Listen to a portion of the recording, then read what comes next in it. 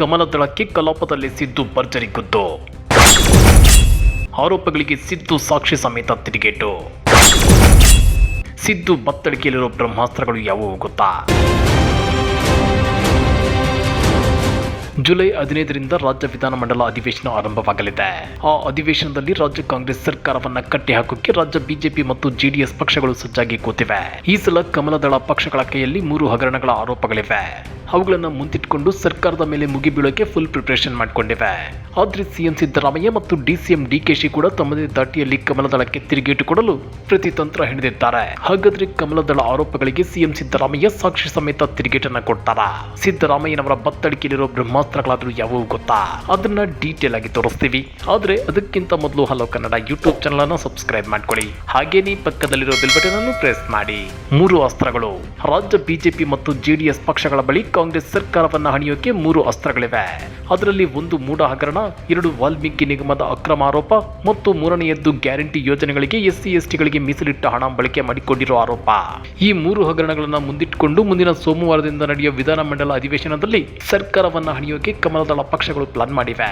ಆದ್ರೆ ಸಿಎಂ ಸಿದ್ದರಾಮಯ್ಯ ವಿಪಕ್ಷಗಳ ಸದ್ದಡಗಿಸೋಕೆ ಸಾಕ್ಷಿ ಸಮೇತ ಸದನಕ್ಕೆ ಹಾಜರಾಗೋದು ಗ್ಯಾರಂಟಿ.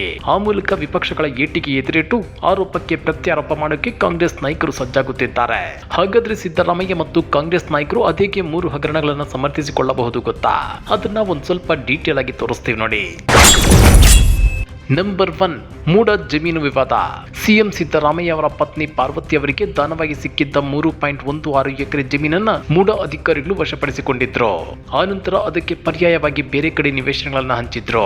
ಈ ಪ್ರಕರಣದಲ್ಲಿ ಸಿಎಂ ಸಿದ್ದರಾಮಯ್ಯನವರ ಪತ್ನಿ ಪಾರ್ವತಿ ಅವರು ಕಾನೂನಾತ್ಮಕವಾಗಿಯೇ ನಿವೇಶನ ಪಡೆದಿದ್ದಾರೆ ಅಂತೇಳಿ ಸಚಿವ ಡಾಕ್ಟರ್ HC ಮಹದೇವಪ್ಪ ಹೇಳಿದ್ದಾರೆ. ಹೀಗಿದ್ರು ಬಿಜೆಪಿ ಮತ್ತು ಜೆಡಿಎಸ್ ಪಕ್ಷಗಳು ಇದರಲ್ಲಿ ದೊಡ್ಡ ಗೋಲ್ಮಾಲ್ ನಡೆದು ಹೋಗಿದೆ ಅಂತೇಳಿ ವಾದಿಸುತ್ತಿವೆ.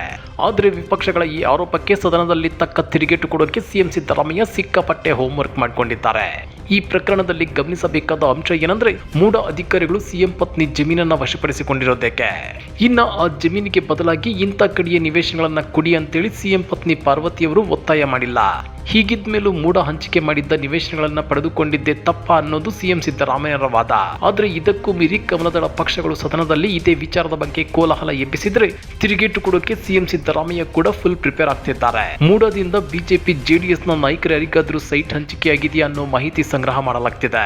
ಜೆಡಿಎಸ್ ಹಾಗೂ ಬಿಜೆಪಿ ಸದಸ್ಯರ ಸೈಟ್ ನ ಮಾಹಿತಿಯನ್ನ ಸಿಎಂ ಸಿದ್ದರಾಮಯ್ಯ ಆಪ್ತ ಸಚಿವರು ಕಲೆ ಹಾಕ್ತಿದ್ದಾರೆ. GT ದೇವೇಗೌಡ ಸೇರಿ ಇನ್ನಿತರೆ ನಾಯಕರಿಗೆ ನೀಡಿರುವ ಸೈಟ್ಗಳ ಬಗ್ಗೆ ವಿವರ ಸಂಗ್ರಹ ಮಾಡಲಾಗ್ತಿದೆ. ಒಂದು ವೇಳೆ ಅಂತ ಮಾಹಿತಿ ಸಿಕ್ಕರೆ ಅದನ್ನೇ ಸಿದ್ದು ಟೀಮ್ ಸದನದಲ್ಲಿ ವಿಪಕ್ಷಗಳನ್ನು ಹಣಿಯೋಕೆ ಅಸ್ತ್ರವನ್ನಾಗಿಸಿಕೊಳ್ಳುವ ಸಾಧ್ಯತೆ ಇದೆ. ನಂಬರ್ 2, ವಾಲ್ಮೀಕಿ ನಿಗಮದ 187 ಕೋಟಿ ಅಕ್ರಮ ಆರೋಪ. ವಾಲ್ಮೀಕಿ ನಿಗಮದ 187 ಕೋಟಿ ಅಕ್ರಮದ ಆರೋಪ ಕೂಡ ಕಮಲದಳ ಪಕ್ಷಗಳಿಗೆ ವಿಧಾನಮಂಡಲದಲ್ಲಿ ಬ್ರಹ್ಮಾಸ್ತ್ರವಾಗಲಿದೆ. ಇದನ್ನು ಮನಗಂಡ ರಾಜ್ಯ ಕಾಂಗ್ರೆಸ್ ನಾಯಕರು ಈ ಹಿಂದೆ ರಾಜ್ಯ ಬಿಜೆಪಿ ಸರ್ಕಾರದಲ್ಲಿ ವಾಲ್ಮೀಕಿ ನಿಗಮದಲ್ಲಿ ನಡೆದಿರುವ ಅಕ್ರಮಗಳ ದಾಖಲೆಗಳನ್ನು ಕಲೆ ಹಾಕಲು ಮುಂದಾಗಿದ್ದಾರೆ. ಕಳೆದ 10 ವರ್ಷಗಳಲ್ಲಿ ವಾಲ್ಮೀಕಿ ನಿಗಮದಲ್ಲಿ ಯಾವೆಲ್ಲ ಅಕ್ರಮಗಳು ನಡೆದಿವೆ, ಎಷ್ಟು ಹಣ ತೆಗೆದಿಟ್ಟಿದ್ರು, ಕಳೆದ 10 ವರ್ಷಗಳಲ್ಲಿ ಆದ ಹಣಕಾಸು ವಹಿವಾಟೆಷ್ಟು ಅನ್ನೋ ದಾಖಲೆ ಸಿಕ್ಕಿದ್ರೆ ಸದನದಲ್ಲಿ ಬಿಜೆಪಿಯನ್ನ ಹಣಿಯೋದು ಕಾಂಗ್ರೆಸ್ಗೆ ಸುಲಭವಾಗುವ ಸಾಧ್ಯತೆ ಇದೆ. ಅಂದ್ರೆ ಸದ್ಯ ಬಿಜೆಪಿ ಅವಧಿಯಲ್ಲಿ ಆದ ವರ್ಗಾವಣೆಯನ್ನ ಪರಸ್ಪರ ಟ್ಯಾಲಿ ಮಾಡ್ತಿದೆ. ಒಂದು ವೇಳೆ ಟ್ಯಾಲಿಯಲ್ಲಿ ವ್ಯತ್ಯಾಸ ಏನಾದರೂ ಕಂಡು ಬಂದ್ರೆ ಬಿಜೆಪಿ ವಿರುದ್ಧ ಕಾಂಗ್ರೆಸ್ ಪ್ರತ್ಯಾಸ್ತ್ರ ಬಿಡಲಿದೆ. ನಂಬರ್ 3, SC/ST ವಿಶೇಷ ನಿಧಿ ದುರ್ಬಳಕೆ ಆರೋಪ. SC/ST ಸಮುದಾಯಗಳಿಗೆ ಮೀಸಲಿಟ್ಟ ಹಣವನ್ನ SC/ST ಸಮುದಾಯಗಳ ಏಳಿಗೆಗೆ ಮಾತ್ರವೇ ಖರ್ಚು ಮಾಡಬೇಕು ಅನ್ನೋ ಕಾನೂನನ್ನ ಈ ಹಿಂದೆ ಸಿದ್ದರಾಮಯ್ಯ ಸಿಎಂ ಆಗಿದ್ದಾಗ ಜಾರಿಗೆ ತರಲಾಗಿತ್ತು.